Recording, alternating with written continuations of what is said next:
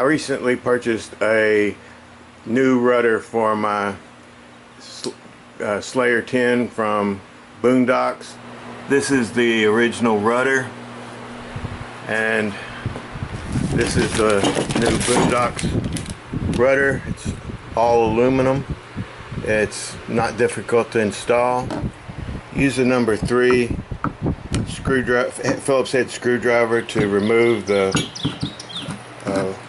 retaining nut up on top, and the rudder will just pop out from below.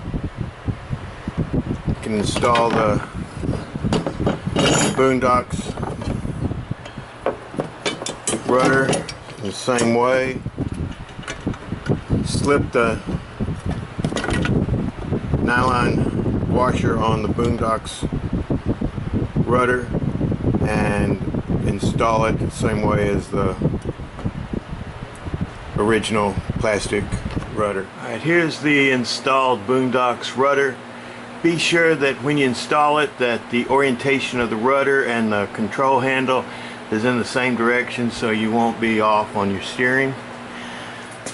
Also, use the screw for the that came with the Boonedox rudder, because it's longer and the threads are a little bit different than the original screw that was on the plastic rudder.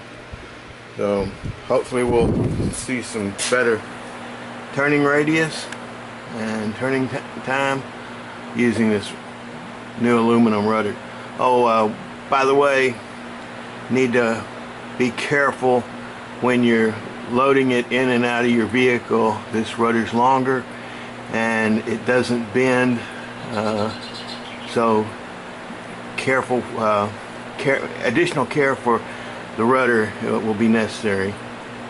Hope you enjoyed this video. Please subscribe, and may God bless.